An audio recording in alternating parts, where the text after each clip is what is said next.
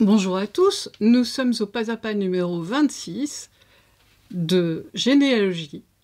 Et l'histoire d'aujourd'hui, c'est l'histoire du terrier du lapin. C'est une expression que nos amis anglophones utilisent dans la généalogie. Et vous allez voir en fait d'où est sortie cette phrase qui est très intéressante. Et c'est une expression qui est vraiment, qui nous ramène aux bases en fait.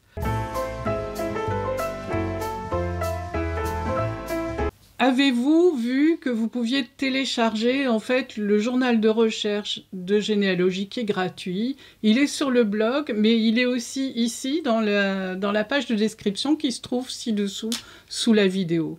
C'est l'histoire d'Alice au Pays des Merveilles.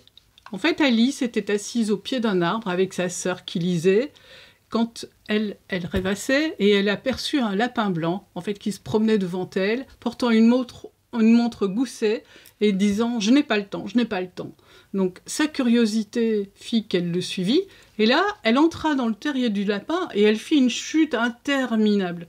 Et là, dans sa chute, elle arrive au fond, et au fond, elle va finir par rencontrer un tas de personnages, tous aussi absurdes et excentriques les uns que les autres. Alors, elle vit tout un tas d'expériences, et elle est prisonnière, et en même temps, elle est curieuse, et elle va voir des choses complètement magiques, en fait. Elle va boire des filtres magiques dans sa chute, où elle va se transformer et grandir, parce qu'il y a des potions qui vont la faire voir le monde. Elle est petite, donc elle voit les choses énormes, et elle est grande avec d'autres potions, et là, elle voit les choses tout petites, donc elle a différents points de vue sur les choses qu'elle approche. Ça vous dit quelque chose, sans doute. Ensuite, elle rencontre une chenille qui la défie de se définir. Et ça lui apporte beaucoup de confusion. Comment définir une personne?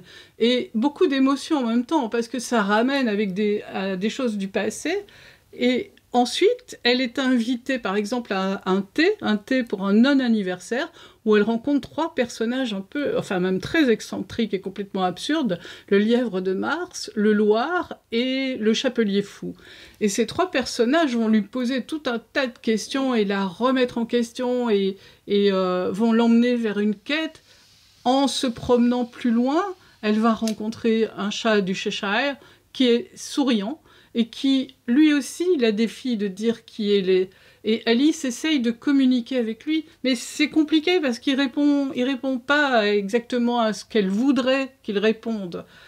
En fait, dans une des parties du jardin qui est magnifique, elle rencontre l'intolérante reine de cœur qui est issue d'un jeu de cartes et qui est absolument autoritaire et très dure.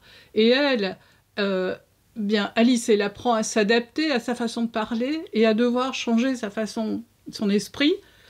Surtout quand la reine crie, dès qu'elle est un petit peu énervée, « Coupez-leur la tête !» Ah bah oui, ça c'est facile, quand on en a marre en fait, de la généalogie, qu'est-ce qu'on fait? Paf, on referme l'ordinateur et on coupe la tête à nos ancêtres, parce qu'on n'a plus envie de les voir pendant un certain temps. Donc il faut changer l'état d'esprit, il faut changer son approche. Et comment transposer cette histoire à la généalogie? En fait, je pense que ces situations dont je vous ai parlé peuvent complètement se transposer à vos recherches dans les registres, et tout dépendra du point de vue que l'on prend. Tout dépendra si l'on veut regarder les choses de loin ou de près. Et il se peut qu'effectivement, on rencontre des situations complètement absurdes et extravagantes, mais il va falloir se sortir du terrier du lapin. Tomber dans le terrier du lapin est une situation très facile pour qui fait de la généalogie. Et je pense qu'on a tous été impliqués dans ce genre d'histoire. Il suffit d'ouvrir son ordinateur, de commencer des recherches, et ensuite de se laisser attirer par différents noms dans les registres, de tourner les pages et de se dire « Ah oui, mais il y a celui-là ». Et vous collectez ainsi tout un tas d'informations, vous prenez des notes, et finalement, à la fin de la session de généalogie, vous avez l'impression de ne pas avoir avancé. Mais vous êtes sûr que vous avez avancé, puisque vous avez collecté des notes. Mais est-ce que vous avez bien sourcé? Est-ce que vous avez bien pris tout ce qu'il fallait? Là, c'est pas sûr. Donc je pense que c'est arrivé à tout le monde, d'avoir été distrait et de satisfaire notre curiosité d'abord avant de suivre notre objectif et de feuilleter les pages. Et donc, cette sensation de ne pas avoir évolué, alors que vous avez fait une pleine session de généalogie qui a pu durer plusieurs heures, elle est due à quoi?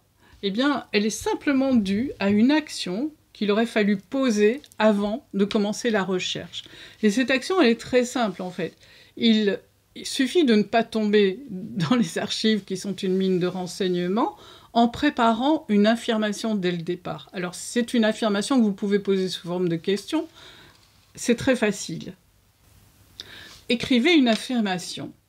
Tout simplement, avant d'ouvrir les archives, vous choisissez le personnage que vous voulez compléter et vous fixez un objectif de recherche. Par exemple, l'objectif de recherche, ce sera « Je veux trouver l'acte de naissance ou de décès de un tel ».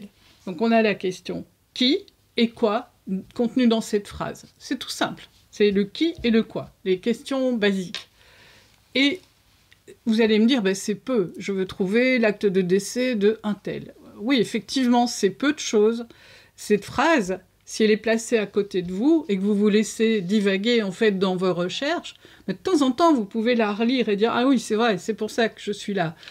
Donc il faut que je reste scotché à cette affirmation pour pouvoir avancer en fait dans les recherches de ce personnage. Sinon, vous allez partir à la rêverie, exactement comme Alice.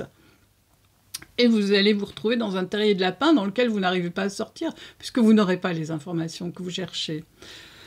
En même temps, cette phrase, c'est beaucoup, parce que ça la sous-entend de mettre tout en œuvre pour trouver cet acte de décès. Il est possible que vous n'ayez aucune idée de l'endroit où la personne soit morte. Et donc, il faut aller faire beaucoup de recherches, et vous avez devant vous, en fait, plein de sites. Vous avez évidemment les archives départementales, les archives nationales, vous avez, je ne vais pas les citer toutes, mais vous avez les sites qui sont connus, qui sont Généanet, MyHeritage, Philae, vous avez non seulement ceux-là, je ne vais de nouveau pas les citer tous, mais vous avez aussi le projet Généanet où vous avez sauvé nos tombes. En fait, vous pouvez toujours aller voir si vous n'avez pas la trace d'une tombe dans un endroit où vous pourriez trouver cette personne. Et vous avez aussi Delcamp, où il y a les avis d'obsèques, qui sont les anciens avis d'obsèques qui sont en ligne. Vous avez également Retro News de Gallica, qui vous permet en fait d'aller chercher des articles, parce que, bien oui, vous avez peut-être la question d'une mort brutale, qui peut être expliquée dans un article de journal. Pour faire tout ça, vous voyez que c'est pas simple. Je vous conseille d'utiliser un tableau de recherche pour noter vos progrès, et aussi vos réussites. Et puis dites-vous que si vous avez un échec aujourd'hui, ça peut être une réussite demain, parce qu'il y a tous les jours des millions de documents qui sont mis à la portée du public. Depuis quelques années, c'est comme ça. Et pour le tableau de recherche de débutants, j'ai fait une vidéo, donc vous trouverez le lien par là, et vous allez, ou par là, je sais pas, vous allez le trouver, de toute façon, le lien ici dans la base de ressources. Et si jamais vous avez la malchance de tomber dans un terrier de lapin, eh bien vous avez l'astuce pour vous en sortir. N'oubliez pas, créez une affirmation, et lisez-la et tenez-y vous. Je vous dis à bientôt, bye bye et bonne recherche.